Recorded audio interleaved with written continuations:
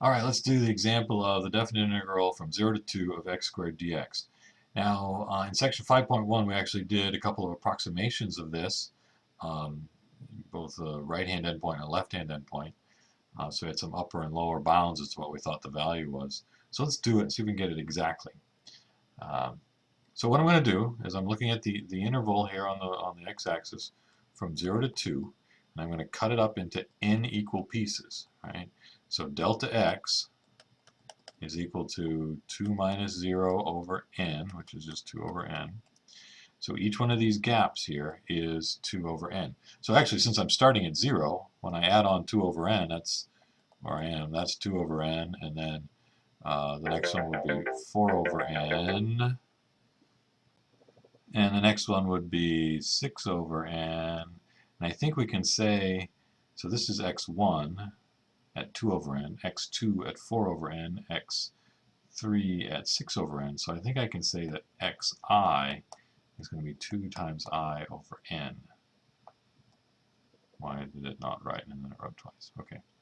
All right. That's 2 times 1 over n. That's 2 times 2 over n. That's 2 times 3 over n. 2 times I over n is going to be my right-hand endpoint.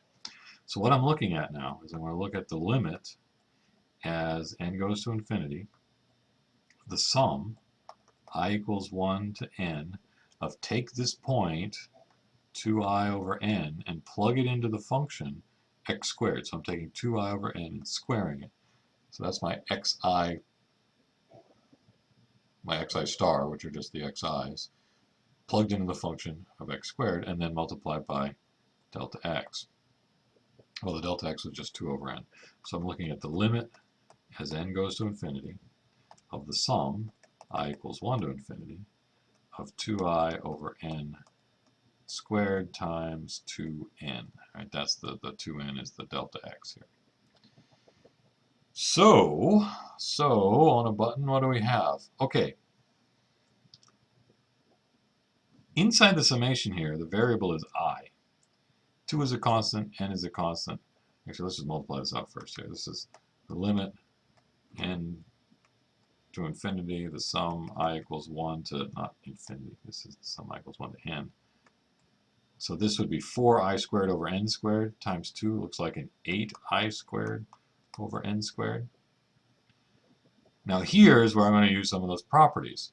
The 8 over n squared is a constant with respect to this I, right? Because this would be 8 over n squared times 1 squared, 8 over n squared times 2 squared, 8 over n squared times 3 squared. Every single one of those things in that sum has an 8 over n squared. So I can factor it out. The limit, as n goes to infinity, of 8 over n squared times the sum, I equals 1 to n, of just I squared. I'm sorry. I keep saying n squared, and you're sitting there saying, well, no, it's not n squared, because that by itself is n squared, and then you're multiplying by that n over there. So really, this should be an n cubed, and this should be an n cubed. Are you with me on that?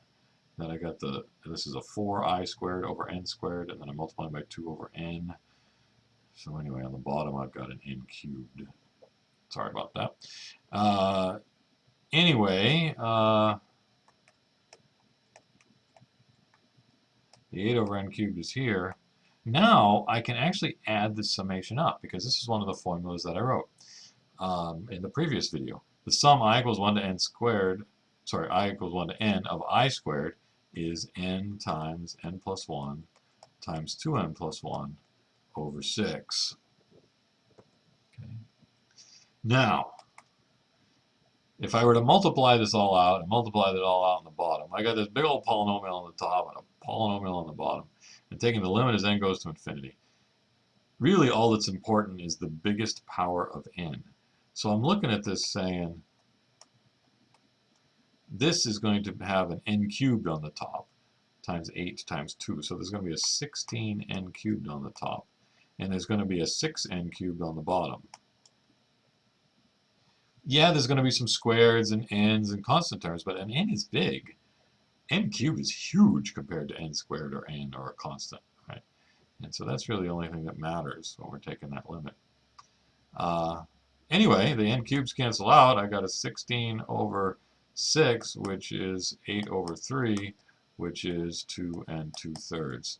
The actual area underneath the curve of y equals x squared from 0 to 2, that area right there, is 2 2/3. You may recall that our what do I say? Our estimates that we had the other day were, I have them right here, we had it somewhere between 1 3/4 and 3 3/4. So yeah, 2 2/3 is somewhere in between those two, and that's the actual area. Okay. Now, going from this step right here to that one required some sort of summation formula. In the previous video, I gave you a few. I gave you I squared, I cubed. If it's anything else, if you've got the log of I or sine of I or I to the 4th power, you don't know how to add them up. You wouldn't be able to do this process unless you know how to add up this sum.